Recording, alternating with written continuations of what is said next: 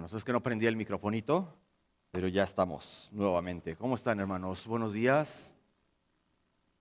Esta vez somos más poquitos que la vez pasada. La vez pasada, qué ironía, ¿no? Eran vacaciones y yo pensé que iban a venir poquitos y, y bastantes, ¿no? Y esta vez que es un día más normal, vienen menos. Pero bueno, así son las cosas, son gajes del oficio.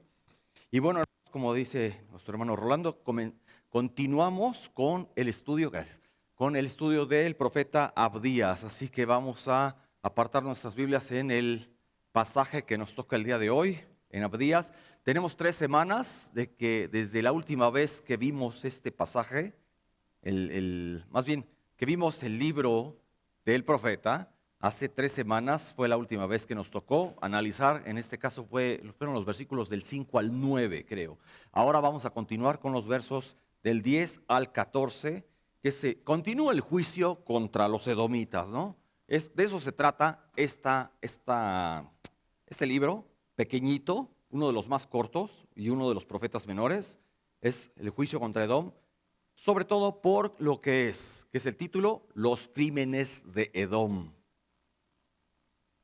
En Génesis 27, no lo busquen, pero en Génesis 27 vemos parte de la historia de los dos hijos de Isaac. ¿Quiénes fueron?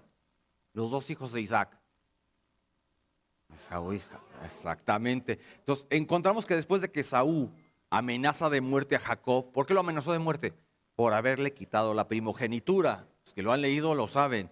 Pues, ¿qué es lo que hace Jacob? ¿Se queda de brazos ahí? No, Jacob, patitas para que las quiero, ¿no?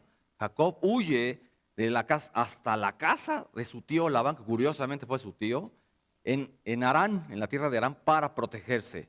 Y en Génesis 33, ya años más tarde, cuando Jacob regresa a su tierra, se encuentra con Esaú. Y diríamos, ay, nanita, ¿qué va a pasar, no? Pero más adelante, entre Génesis 33 y 36, ahí la Biblia no nos proporciona muchos detalles específicos sobre la vida de Esaú. Dios no quiso. Moisés escribió el Pentateuco, ustedes lo saben. Moisés no da más detalles de la vida de Esaú y de Jacob, pero bueno, se pueden inferir algunos eventos importantes, ¿sabían? Por ejemplo, hay perdón a Jacob de parte de Esaú. Increíble, pero lo hubo. Los dos hermanitos se reconcilian después de muchos años de separación. Ya Jacob llega con un montón de tropa, toda su familia, todos sus hijos. Y Esaú muestra un corazón perdonador, al recibir a Jacob con amor y con abrazos y besos, lo que indica que ya superó su rencor, ¿no? Ya todos los años que pasaron. Qué bonito, ¿no? Qué hermoso que haya eso. Y pues a pesar de la enemistad y la amenaza de Esaú, cuando se encuentran, Esaú corre a recibir a Jacob, lo abraza, lo besa, mostrando un gran perdón y acepta reconciliarse. Y Esaú no solo acepta a Jacob, sino que también le ofrece parte de su ganado como un gesto de paz, ¿no? Después vemos también, todo en estos capítulos de Génesis, vemos que hay un establecimiento de Edom. ¿Qué es esto? Después de este encuentro, Esaú llega a la tierra de Seir en Génesis 36. Ahí se establece en el área del monte Seir y absorbe un pueblo conocido como los Horeos, así se llaman. Ojo, no eran las galletas de chocolate con relleno blanco, se llamaban Horeos con H, palabra que comienza con la letra H. Y bueno, ya una vez que Esaú absorbe a los Horeos, es como la descendencia de Esaú se convierte en la región de Edom. Ahí comienza este pueblo. Todos se mencionan en los versos 8 al 43 de Génesis 36. Esaú toma la decisión de vivir ahí, quedarse en esa región, lo que marca el inicio de la nación de Edom. También vemos familia y descendencia. En fin, todo esto, Génesis 36, se detalla la genealogía de Esaú, incluyendo sus esposas, hijos y nietos. Se menciona que tuvo varias esposas, algunas de las cuales eran cananeas, ¿no? Le dan a varios hijos y se enumeran sus descendientes y jefes de las tribus que surgieron de él, ¿no? Luego vemos también el desarrollo de Edom. Durante todo ese tiempo, Esaú se convierte en el patriarca de los edomitas. Y se detallan ahí los descendientes, incluyendo los jefes de las tribus que surgieron de él, ¿no? Se mencionan los nombres de los hijos y los jefes de Edom, como Temán, Omar, Cefo, entre otros, en Génesis 36, del 11 al 19. Y se establece una nación que más adelante tendría interacción con Israel. Y desgraciadamente esta interacción no es muy buena. En fin, volviendo al primer punto, hermanos, el que mencioné, aunque Esaú fue un hombre perdonador, dentro de lo que cabe, un hombre perdonador, desgraciadamente su descendencia no mantuvo esos valores, se desvió de los caminos de Dios y no perdonó ni hubo paz con sus hermanos israelitas, lo que lo llevó a su condena en las Escrituras y lo que vamos a ver esta mañana. Y esto nos resalta, hermanos, la importancia de no olvidar a Dios y las consecuencias de las acciones a lo largo de las generaciones. Y ahora el pasaje que nos toca leer esta vez serán los versículos 10 al 14, como dijimos, donde el profeta Abdías continúa hablándonos sobre este pueblo, ¿no? Edom, y del juicio de Dios contra ellos por todo lo que han hecho, ¿no? Por su arrogancia, por su orgullo y por su violencia hacia Israel. Así que vamos a leerlo, hermanos, versos del 10 al 14. ¿Están ahí? Dice la palabra de Dios: por la injuria a tu hermano Jacob te cubrirá vergüenza, serás cortado para siempre. El día que estando tú delante, llevaban extraños cautivos su ejército, y extraños entraban por sus puertas y echaban suerte sobre Jerusalén, tú también eras como uno de ellos. Pues no debiste tú haber estado mirando en el día de tu hermano, en el día de su infortunio. No debiste haberte alegrado de los hijos de Judá en el día en que se perdieron, ni debiste haberte jactado en el día de la angustia. No debiste haber entrado por la puerta de mi pueblo en el día de su quebrantamiento.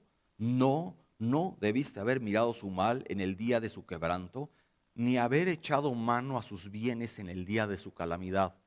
Tampoco debiste haberte parado en las encrucijadas para matar a los que de ellos escapasen, ni debiste haber entregado a los que quedaban en el día de la angustia. Todo eso vamos a estar analizando el día de hoy. Está tremendo, tremendo. El libro de Abdías es un profeta menor, como dije, que se centra en la condena del pueblo de Esaú, su crudeza y su orgullo.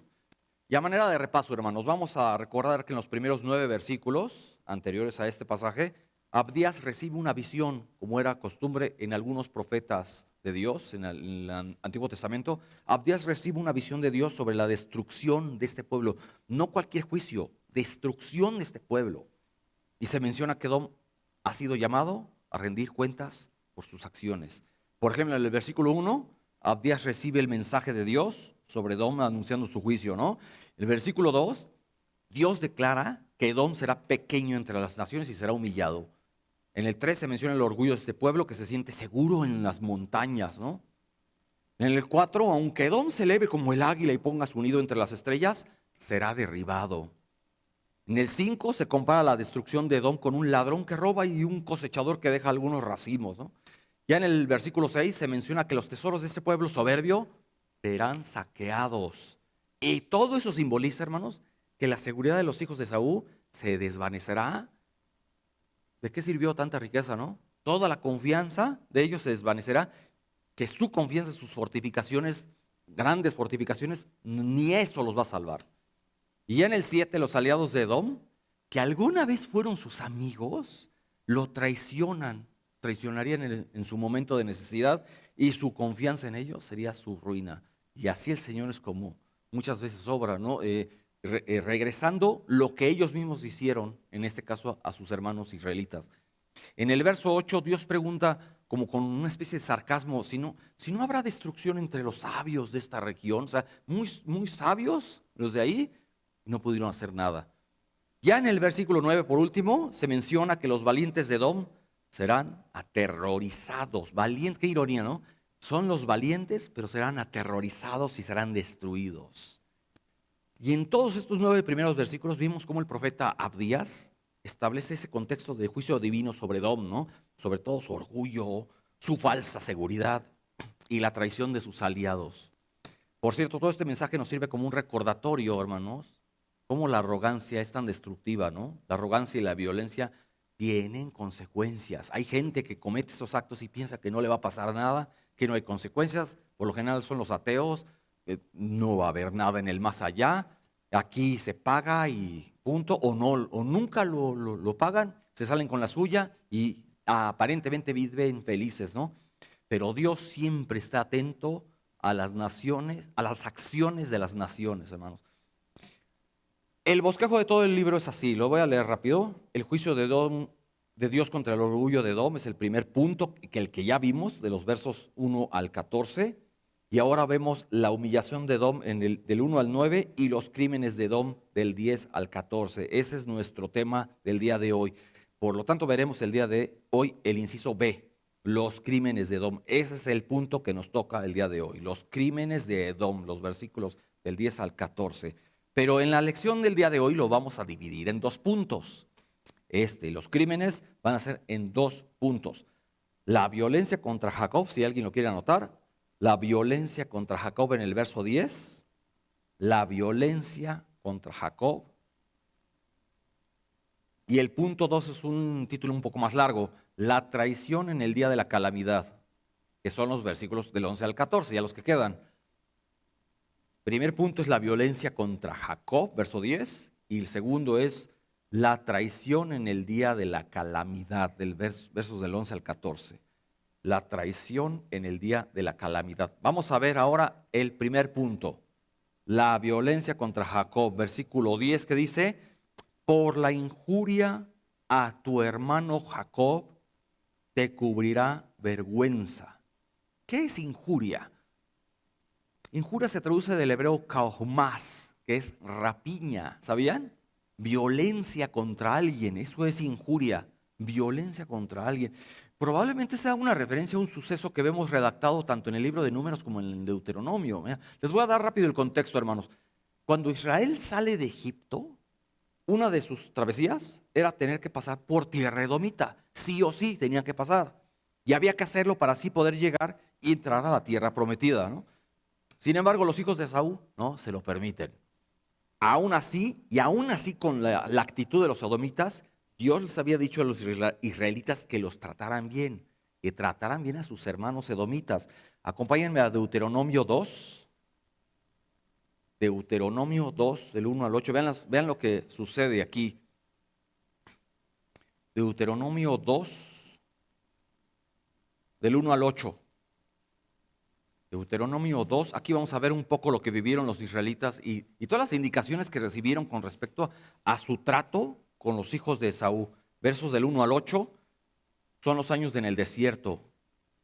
Verso 1 dice: luego volvimos y salimos al desierto camino del Mar Rojo, como Jehová me había dicho, y rodeamos el monte de Seir por mucho tiempo. Recuerden que la primera persona del plural, nosotros, volvimos, se refiere a Moisés y al pueblo de Israel en conjunto, porque lo está escribiendo Moisés.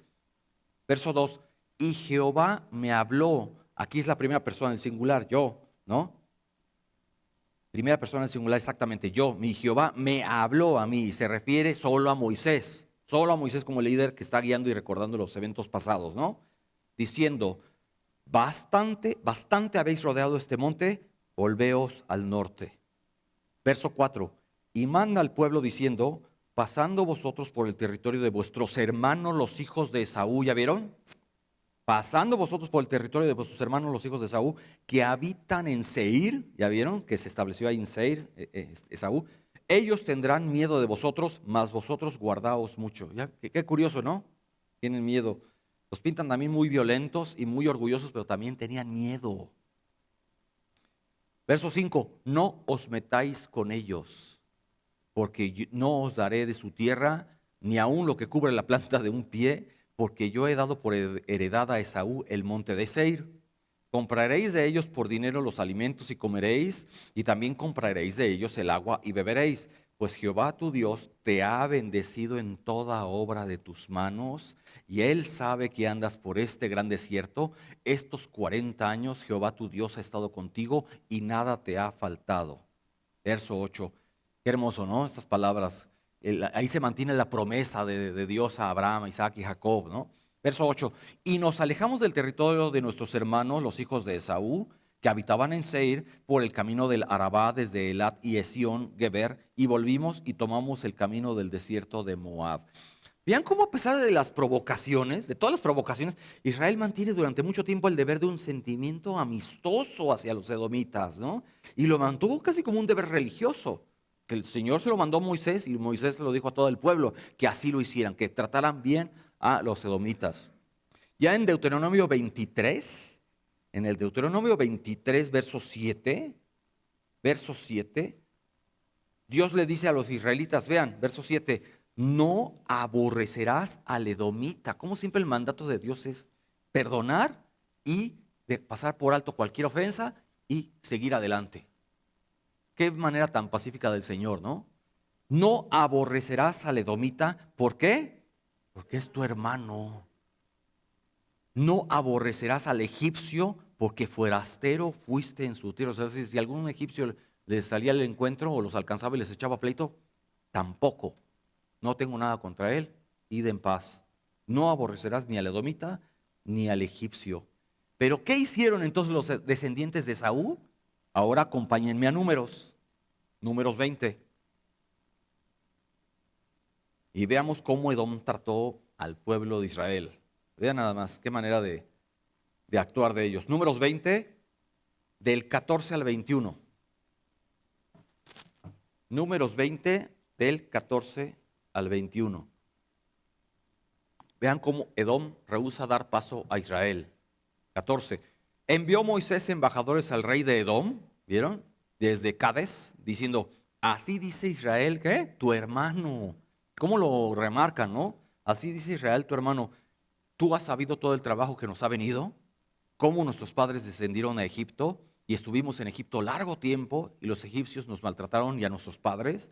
Y clamamos a Jehová, el cual oyó nuestra voz y envió un ángel y nos sacó de Egipto. Y he aquí estamos en Cades, ciudad cercana a tus fronteras.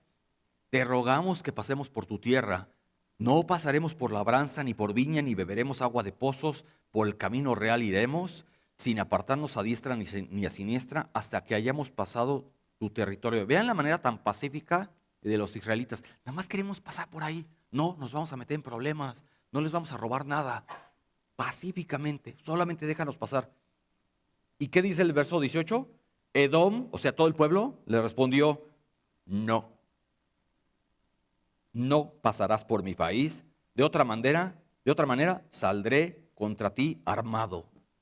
Si no estaban echando pleito, no estaban echando ejército ni nada. Y los hijos de Israel dijeron, pues está bien, por el camino principal iremos, y si bebiéramos tus aguas, yo y mis ganados, daré el precio de ellas. Vean, hasta iban a salir buenos negociantes, ¿no? Le convenía a Edom dejarlos pasar y venderle, aprovechar y venderles cosas, incluyendo agua. Daré el precio de ellas. Déjame solamente pasar a pie, nada más. Y miren, verso 20. Pero él respondió, como Gandalf, ¿no? No pasarás, no pasarás. You shall not pass. Y salió Edom contra él con mucho pueblo y mano fuerte. Pero si no estaban echando pleito, hombre. No quiso pues Edom dejar pasar a Israel por su territorio y se desvió Israel de él. O sea, qué corazón tan duro. Cómo el rey de Edom no solo se niega, sino que se prepara para enfrentarse a Israel con un ejército. Pues ante esto, ante esta negativa, Moisés y el pueblo de Israel pues deben de dar la vuelta y tomar otro camino. No había de otra. No les quedaba de otra. Y aquí podemos presenciar en tiempos de Moisés toda la oposición de Edom hacia Israel, ¿no? Había algo de envidia y sentimientos ahí fuertes. ¿Cómo continuó esta aversión hasta el tiempo de Habacuc? Los que han leído Habacuc también ven cómo continúa hasta esa época. ¿Qué sucede décadas más adelante? Edom aumenta su injuria, como ya vimos en la palabrita injuria, aumenta su rapiña, su violencia, como vimos, alegrándose de la caída de Jerusalén y actuando contra violencia, con violencia contra el hermano Jacob. Vean Salmo 137, 7 o anótenlo. Salmo 137, 7 dice, recuerda, oh Jehová, a los hijos de Edom el día de Jerusalén que dijeron, destruidla, destruidla hasta los cimientos. La violencia pura. ¿Cómo este pasaje nos muestra que a pesar del perdón de Esaú a su hermano Jacob, cuando se reconciliaron, su descendencia no siguió su ejemplo? Qué triste, ¿no? Los comentaristas Keil y Delitzsch dicen de esto, y cito, este comportamiento hostil de Edom surgió de la envidia por la elección de Israel, como el odio de Esaú a Jacob, que se transmitió a sus descendientes y salió abiertamente en el tiempo de Moisés, en la negativa poco fraternal a permitir que los israelitas pasaran de manera pacífica por su tierra. Muy buen comentario. Pues es muy probable, ¿no? Es muy probable que también estuviera involucrada ahí la envidia. Lo importante aquí es que Edom desde el principio ya estaba adoptando una actitud celosa y hostil, ¿no? Sin imitar nunca a su propio fundador, Esaú, sin desear copiar la disposición generosa que alguna vez mostró su gran antepasado. Por eso dice más adelante en el mismo versículo, regresemos a nuestro pasaje, hermanos, Abdías 1:10, en el mismo versículo de nuestro pasaje, Abdías 1:10, ¿qué dice? Y por todo esto, y serás cortado para siempre. Que alguien te diga eso. Por cierto, la palabra cortado en hebreo es kaurat, que significa ser talado, cortado de un pacto, destruido. Se hará una matanza tan grande que tus habitantes nunca, se hará una matanza tan grande entre toda tu gente que nunca la recuperarás. Y al final serás completamente desposeído de tu país. Sumen esto a ser cubierto de vergüenza como pago justo por toda la violencia que hizo en contra del pueblo que debió considerar como su hermano. Vean las consecuencias. Miqueas 7:10, anótenlo. Miqueas 7:10 dice, y la enemiga mía lo verá y cubrirá de vergüenza a la que me decía, ¿dónde está Jehová tu Dios? Mis ojos la verán, ahora será hollada como lodo en las calles. Hermanos, algunos pecados se vuelven peores dependiendo en contra de quién pecamos, ¿no? Es pecado tratar mal a otra persona, pero es peor tratar mal a un pariente o peor aún si es contra un hermano o hermana en Cristo. No tenemos excusa, tenemos los mandamientos del Señor de tratarlos y considerarlos siempre, hermanos, y dar nuestro amor hacia ellos. Pasemos al siguiente punto, hermanos, al segundo punto. La traición en el día de la calamidad. La traición en el día de la calamidad, versículos 11 al 14. Vean, toda la acusación que vimos del verso 10 se amplía aquí.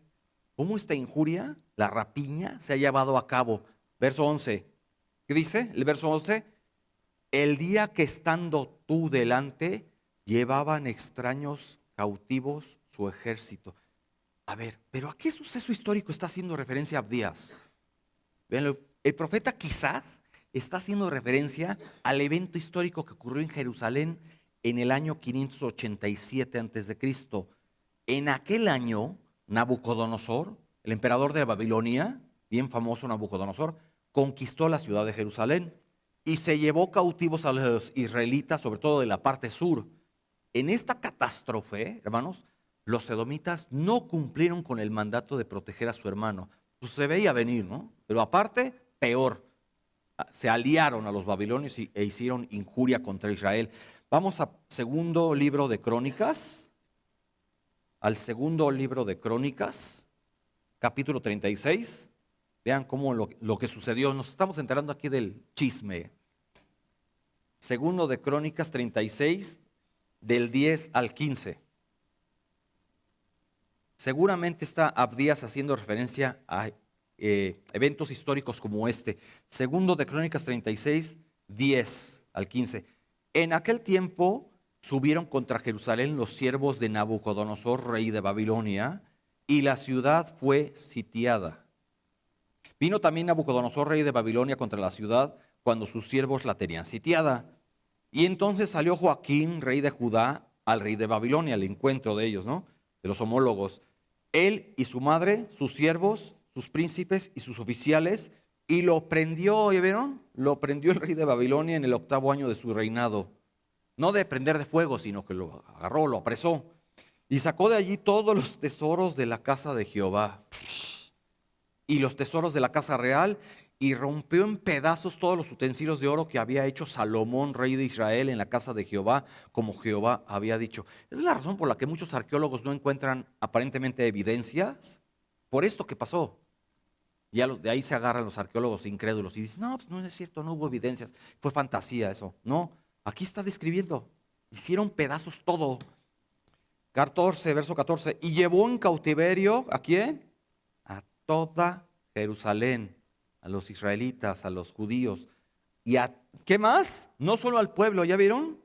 Y a todos los príncipes, y a todos los hombres valientes, hasta, o sea, los guerreros, hasta 10,000 cautivos, ahí nada más, hasta 10,000 cautivos, y a todos los artesanos y herreros.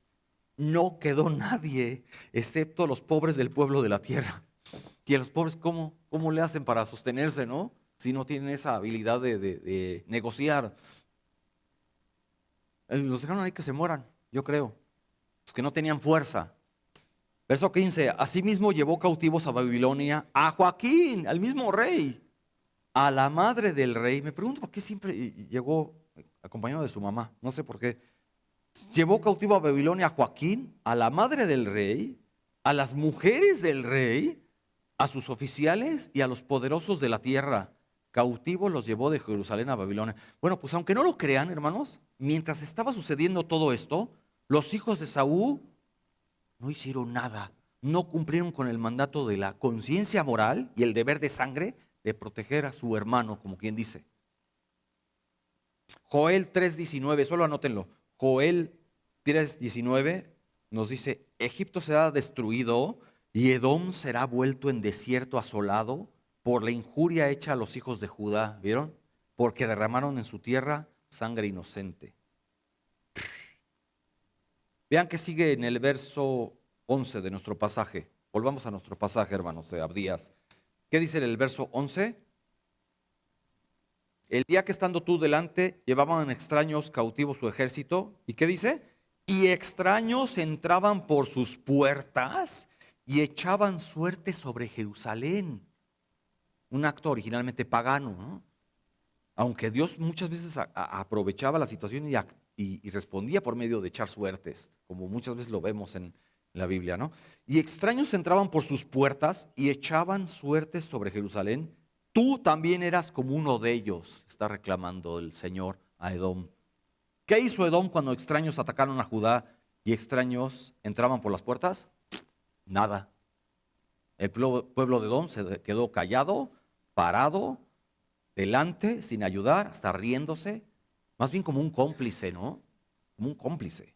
Todos ellos se quedaron de brazos cruzados y después celebraron la miseria de Judá.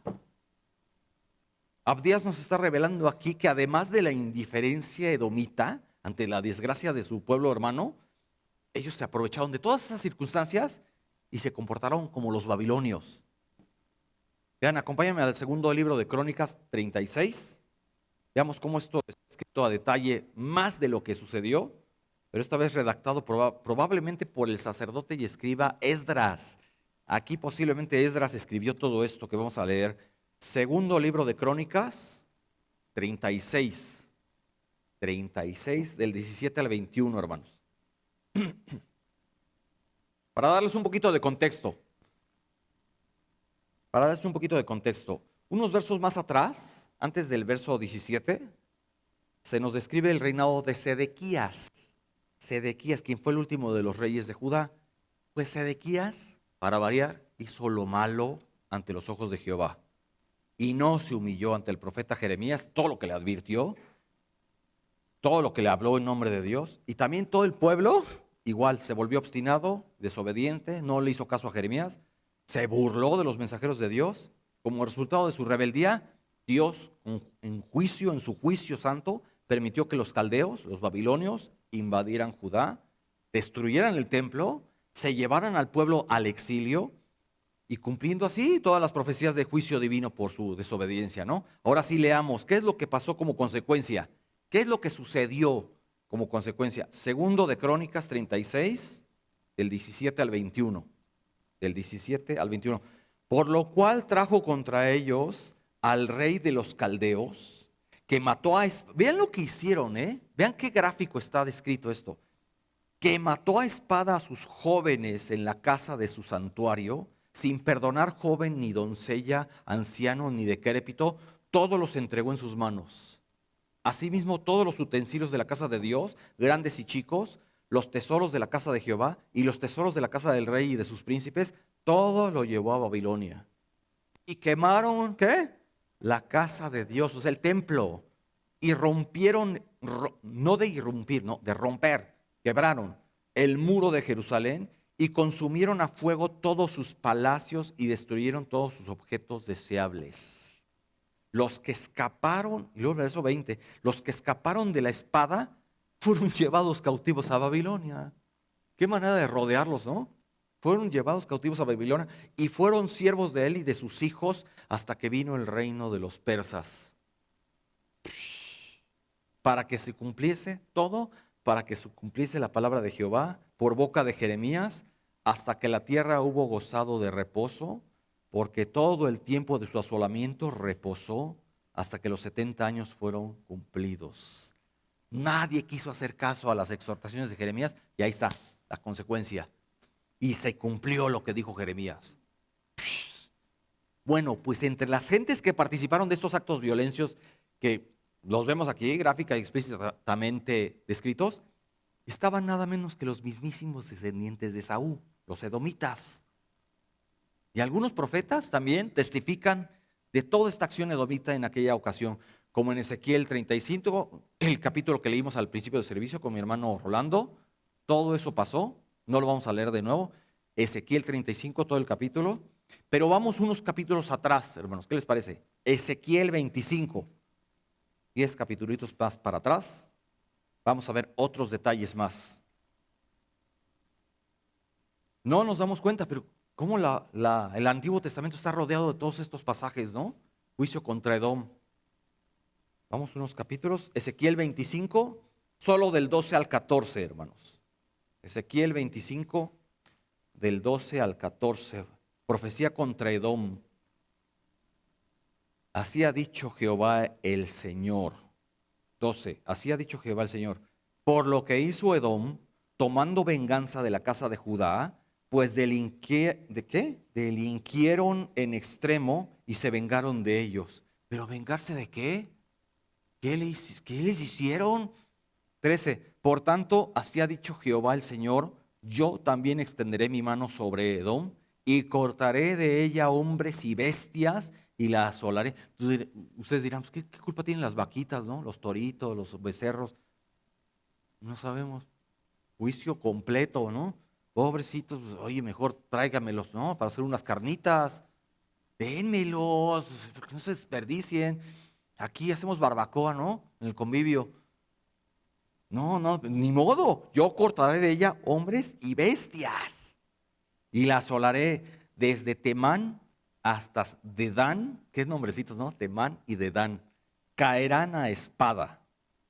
Se oye cortito y bonito, ¿no? Caerán a espada. No, es una guerra violenta, sangrienta. Caerán a espada. 14. Y pondré mi venganza contra Edom en manos de mi pueblo Israel, y harán en Edom según mi enojo y conforme a mi ira, y conocerán mi venganza, dice Jehová el Señor. Por cierto, de aquí los incrédulos se agarran para decir, no, ya ves, tu Dios es violento, es enojón, es salvaje. Y ahí te ponen versículos como este, ¿no? Recordemos, hermanos, que el enojo de Dios es santo, totalmente santo, en contra del pecado. No es un enojo berrinchudo, iracundo, que se inflama rápido. Y es cuando ya todo el pueblo acumuló desobediencia tras desobediencia hasta que llega a la ira de Jehová, que se expresa en juicio. Pero es juicio santo. Dios no ignora las injusticias y la maldad, aún en nuestra era, hermanos. Muchos dicen, ay, Dios se olvidó de nosotros, o no existe Dios porque tanta injusticia. No, Dios no ignora esto. Las naciones que actúan con odio y violencia hasta su pueblo van a enfrentar consecuencias tarde o temprano. Ahora volvamos a nuestro pasaje de Abdías, a partir del verso 12. Noten esto, esta curiosidad en este pasaje. De los versos 12 al 14 hay algo muy interesante. El profeta Abdías comienza a hacer una denuncia por medio de 8 no debiste. 8 listado de no debiste. Y la denuncia son las razones morales, obviamente. Repito, de los versículos de 12 al 14 hay 8 no debiste, si quieren enlístelos. que describen todas las faltas cometidas, ¿no?, al participar perversamente en la destrucción de Jerusalén. Vamos, versículo 12, ¿qué dice? Pues ¿qué? ¿no debiste qué? Tú haber estado mirando en el día de tu hermano, en el día de su infortunio. O sea, ay, nomás, como el chinito, nomás milando. Nada más, o sea, no hizo nada para defender a su hermano, nomás se quedó ahí viendo y hasta riéndose, ¿no? No debiste tú haber estado mirando en el día en el día de tu hermano, en el día de su infortunio. ¿Qué es infortunio? Infortunio se traduce del hebreo auvad, que es cuando pereció, cuando fue destruido. Eso es infortunio, auvad. La actitud de indiferencia o falta de compasión de los edomitas hacia el sufrimiento de los demás, en este caso, hacia el sufrimiento de un hermano, fue totalmente reprobable, ¿no? Ese es el primer no debiste. Segundo, no debiste ¿qué? Haberte alegrado de los hijos de Judá en el día que se perdieron. Hasta como que hay un dolor en esas palabras, ¿no? Edom en realidad hizo algo peor que nada. Se alegraron de la desgracia y del sufrimiento de otros. Y aparte lo usaron como una ocasión para exaltarse a sí mismos. Vean lo que sigue. Vean, tercer no debiste. Ni debiste haberte jactado en el día de la angustia. ¿Por qué jactarse? Pues como que hay un odio ahí acumulado, ¿no? Y ya cuando les va mal a los demás, ¡ah, qué bueno! ¡Qué gusto, qué padre! Ni debiste haberte jactado en el día de la angustia. Pregunta para todos. ¿Somos culpables de lo mismo o de algo peor cuando vemos a otros en angustia y quebrantamiento y no hacemos nada? ¿Cuán a menudo nos alegramos por las desgracias de otros? Decimos, no, yo nunca. Pero puede ser que sí, a veces, ¿no? Cuando le va mal a alguien, dices, qué bueno. A veces hasta a mí me pasa, ¿eh? Cuando está alguien que me cae mal, le va mal, digo, ay, eso, bien. Es natural, está en nuestra naturaleza, ¿no? Que nos alegremos. Claro, hay un límite, ¿no? A veces es bueno que la persona que hizo un mal reciba su merecido, pero así desear que le vaya mal, que se muera, o que luego a veces se nos puede salir una barbaridad, desear que se vaya al infierno, lo peor que podemos desearle a alguien, ¿no? Desear que nunca se haya reconciliado con Dios y se pierda para siempre. Es el más grande odio que podemos desearle a alguien, ¿no? O ser partícipes de un acto violento contra él. Ya es algo, acción, que nos lleva a la acción. Pero cuán a menudo nos alegramos por las desgracias de otros. Dios solamente es el juez, recuérdenlo, no nosotros. Nunca debemos gozarnos ni celebrar por las desgracias de los demás, ¿no? Incluso si pensamos que se las merecen. Porque a veces sí, decimos, qué bueno que le tocó, por fin, se lo merece. Proverbios 24, anótenlo, Proverbios 24 del 15 al 18. ¿Qué es lo que nos dice aquí? Salomón seguramente lo escribió. Proverbios 24 del 15 al 18, siempre sabiduría, ¿no? Como siempre. Aquí le dice al inconverso, al impío, Proverbios 24, 15. Oh impío, no aceches la tienda del justo, no saques su cámara. No se refiere a cámaras de tecnología moderna, ¿no? Sino su cuarto, pues. No saques su cámara, porque 7 veces cae el justo y vuelve a levantarse. O sea, estás advertido. Mas los impíos caerán en el mal. Ahora vean lo que dice acá. Cuando cayere tu enemigo, no te ¿qué? No te regocijes. Ahí ya se interpreta como que puede decirle al impío, que por lo general va a ser necio y no va a escuchar, y también a nosotros los creyentes. Nos está diciendo Salomón, cuando cayere tu enemigo, no te regocijes, y cuando tropezare, que no se alegre tu corazón. No sea que Jehová lo mire y le desagrade y aparte de sobre de él su enojo. Si ve que tú te alegras porque le va mal, al que te cae mal, puede ser que ya le deje de ir mal. O sea, ya ahora le va a empezar a ir bien para que para que aprendas ahora tú la lección.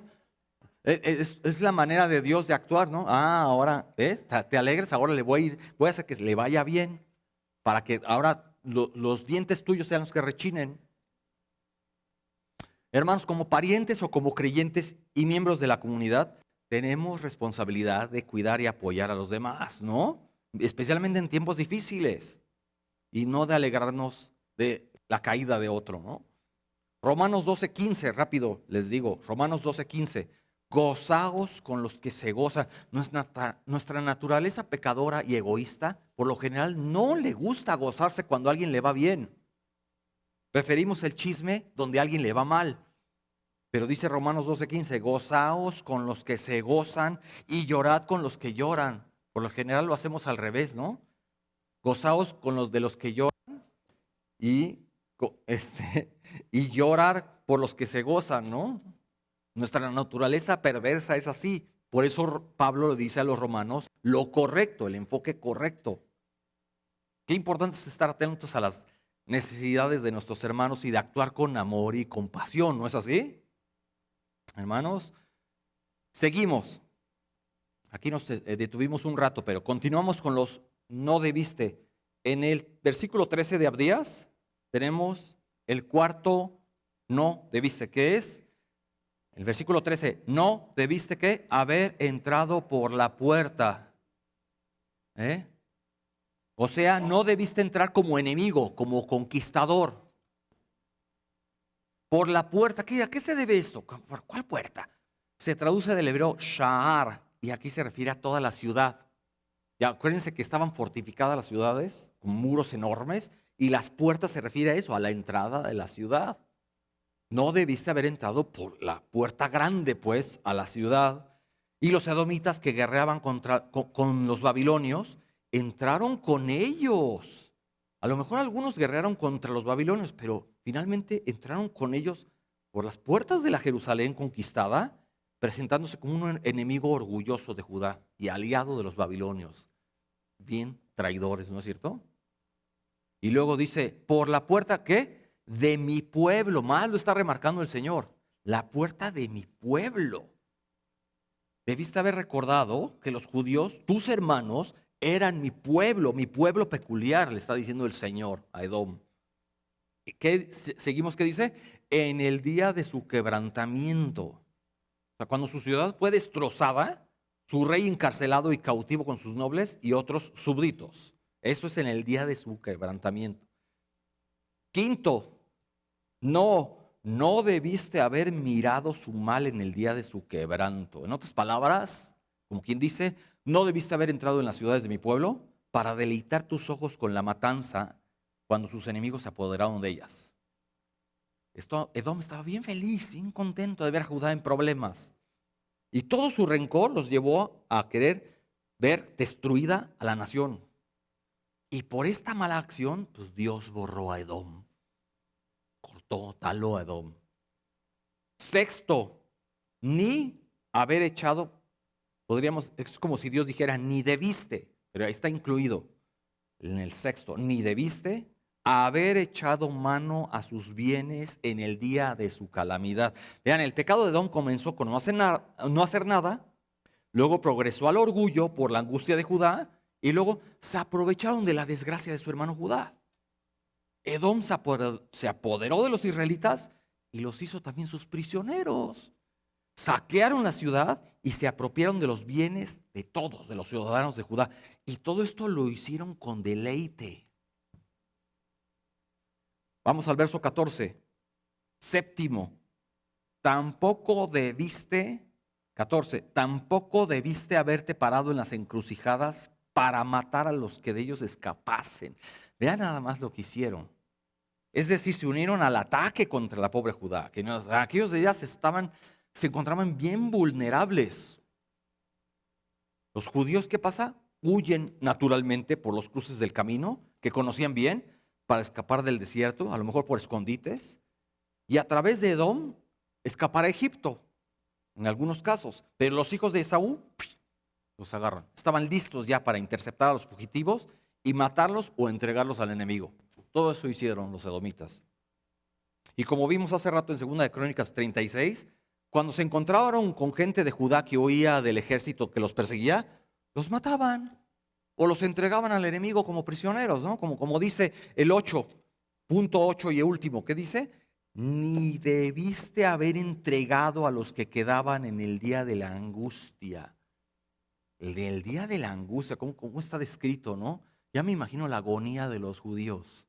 O sea, cuando ya no podían defender su ciudad, ni tenían otra esperanza de huir por otros caminos secretos que conocían, pasó esto. Pero tú vigilaste, está diciendo el Señor, pero tú vigilaste estos caminos y cortaste a muchos que intentaban huir por ellos. Por cierto, es interesante aquí que el verbo entregado en hebreo es saugar, que también es encerrado, ¿sabían? Encerrado. O sea, Abdías en otras palabras está diciendo, ni debiste haber encerrado a aquellos a quienes los invasores ya les habían perdonado la vida aquel día. Los invasores les perdonaron la vida, pero los edomitas, ¡pum!, los agarran y los encierran o los entregan. Qué tremendo está esto. Dice el comentarista John Trapp, el pecado procede por grados. Ningún hombre está en su peor momento al principio. Sí, o sea, una cosita te lleva a otra y otra, y la ambición o la avaricia o la envidia va creciendo, creciendo, hasta convertirse en la más grande atrocidad que podemos cometer, ¿no es cierto?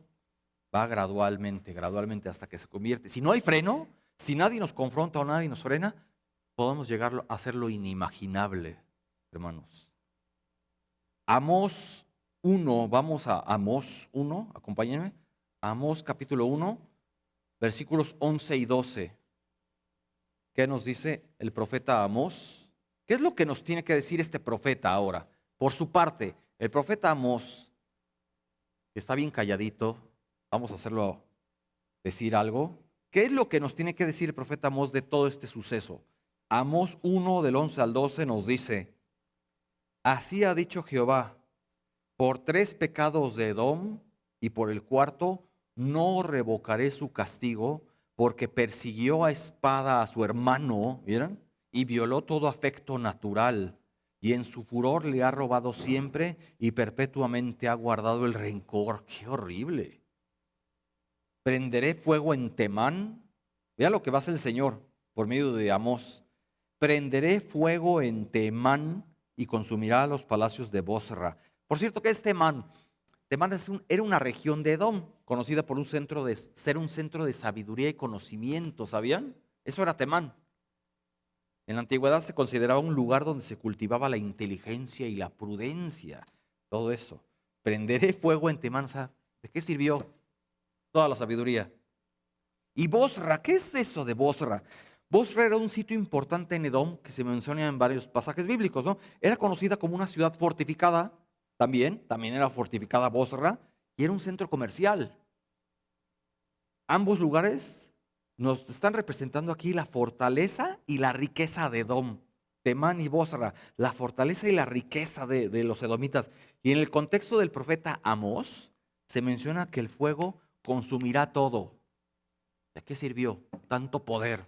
Todo el fuego vio consumir todo Temán y los palacios de Bosra, palacios, también destruidos debido a las acciones de Edom contra Israel. Qué bárbaro. En fin, resumiendo, primero, los edomitas no hicieron nada. Después, se regocijaron en su angustia y calamidad de Israel. 3, después se aprovecharon de su estado vulnerable.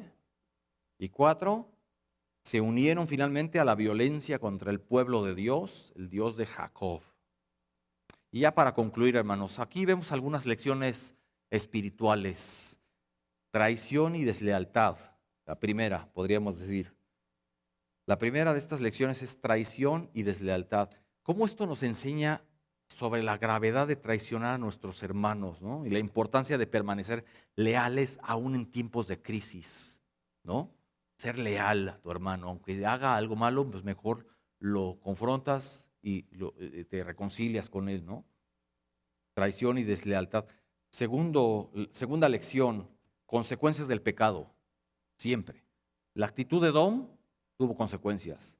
Y el libro de Abdías en su totalidad habla del juicio que iba a venir sobre ellos por su comportamiento. Y tercera lección, solidaridad en el sufrimiento. No como el gobierno de Salinas decía, ¿no? No, verdadera solidaridad en el sufrimiento. nos recuerda esto la importancia de apoyar a nuestros hermanos en momentos difíciles, en lugar de aprovecharnos de su debilidad. Sería lo más cínico, ¿no? Lo más descarado. Y ahora, y aquí viene a colación una pregunta que parecía que no viene al caso, ¿no? Pero sí tiene algo que ver. ¿Por qué en las Sagradas Escrituras se le llama a Dios así, el Dios de Jacob? Bueno, como podemos darnos cuenta, como recordamos en la historia, la evidencia bíblica nos muestra unos grandes contrastes entre Jacob y Esaú, ¿no? Al principio Jacob era definitivamente una persona egoísta y tramposa. Jacob era egoísta y tramposo. ¿Por qué no llamar mejor a Jehová el Dios de Esaú? ¿Por qué? ¿Por qué no? De todos los vecinos de Judá e Israel, pues Edom era el único al que podía ser el indicado, ¿no? No, pero no. Edom era el único al que no se le prometió ninguna promesa y ninguna misericordia por parte de Dios. Por eso. Con Esaú no hubo ninguna bendición, pues, de parte de su padre. No se le prometió ninguna misericordia por parte de Dios tampoco, y pues mucho menos debido a todo lo que hicieron y lo que no hicieron sus descendientes. Porque es lo peor, ¿no? Traicionaron a sus hermanos de sangre en momentos de crisis y ayudaron a sus enemigos. O sea, Dios traza la historia y Él conoce todo lo que va a pasar. Por eso no fue llamado Dios de Esaú, sino el Dios de Jacob. Y por la bendición fue a través de Jacob. Haya hecho lo que haya hecho. A Dios no se le escapa ningún detalle. Y aquí también hay una reflexión, hermanos. Dios no piensa ni actúa como nosotros. Si nosotros seguimos la línea histórica, parecería que, ¿por qué? ¿Por qué pasa esto? Luego a veces cuestionamos a Dios, ¿por qué pasó esto? ¿Por qué Dios bendijo a este tipo que hizo lo malo? ¿Por qué pasó esto? No, Dios no piensa igual. Esta elección por parte de Él es una manifestación de su gracia y de su soberanía para con los israelitas. Su gracia y su soberanía. El hombre nunca va a ser méritos suficientes para que Dios cambie todas las cosas o todas las cualidades que hacen único a Dios, quien es soberano. Los hijos de Saúl traicionaron a los israelitas al entregarlos a los babilonios cuando los sobrevivientes se quedaron en Jerusalén. Grandísima traición. En cambio, ¿qué nos dice Pablo en el Nuevo Testamento con respecto a la hermandad? En Gálatas 6:2, anótenlo. ¿Qué diferencia, no? Que nos dice el apóstol Pablo. Gálatas 6:2, ustedes se lo saben. Sobrellevad los unos las cargas de los otros y cumplid así la ley de Cristo. Sobrellevad los unos las cargas de los otros y cumplid así la ley de Cristo. ¿Qué orden, no? Ayudemos a nuestros hermanos y hermanas en la fe en sus momentos de dificultad. Que salga de nuestro corazón. Es más bonito que salga de nosotros que por obligación. Ayudemos a nuestros hermanos, ya sea emocional, espiritual o materialmente. Reflejemos el amor y la compasión de Cristo que mostró hacia los demás, ¿no? ¿No es así? Y al hacerlo, nosotros no solamente estamos cumpliendo con un mandato de amor, sino que también estamos viviendo de acuerdo con la ley de Cristo. Recordemos que nadie está solo en su lucha, hermanos. Todos estamos pasando en algún momento por crisis. Todos enfrentamos cargas en la vida y es un llamado a ser solidarios y actuar con empatía, ¿no? Si compartimos las cargas, se hace más, como que le aligeramos la carga al prójimo, ¿no? O al hermano. Fortalecemos la unidad del cuerpo de Cristo y demostramos que el amor de Cristo es el auténtico que debe caracterizar a la comunidad de creyentes, ¿no es así? Maliciosamente Edom se complacía y tomaba ventaja en las desgracias de sus hermanos en Judá. Y que esto sea un llamado para nosotros a la reflexión sobre nuestras acciones y nuestras actitudes hacia los demás, sobre todo si son parientes o familia, ¿no? en la fe, ¿no? Especialmente en tiempos de dificultad, ¿no es así, hermanos? Vamos a inclinar nuestro rostro. Bendito Señor, gracias te damos porque cada día aprendemos algo nuevo y fascinante sobre la historia en tu palabra que ahí está registrado, ahí no se va, pero nosotros solamente tenemos que escudriñarla y aprender y sacar estos tesoros de historia que nos culturizan, nos cautivan y nos pegan muy fuerte, Señor, porque tú ejecutas tus planes y tus juicios de acuerdo a tu voluntad y contra contra el que es perverso y no tiene ninguna misericordia, Señor. Ayúdanos a ser sensibles a las necesidades de los demás, a ser misericordiosos y solidarios con nuestros hermanos, nuestros parientes y nuestros hermanos en la fe principalmente, Señor. Y que esto no pase desapercibido, estos eventos históricos, porque si algo está registrado en las Escrituras es porque tú, Señor, nos quieres decir algo. Siempre hay un principio teológico, una verdad profunda de la que nosotros podemos extraer alguna enseñanza hermosísima, Señor. Gracias por tu palabra y que mis hermanos puedan salir edificados de aquí y preparan nuestros corazones principalmente para la cena que se celebra en este día de hoy, Señor. Gracias, Señor, por tu palabra. En el nombre de Cristo Jesús. Amén.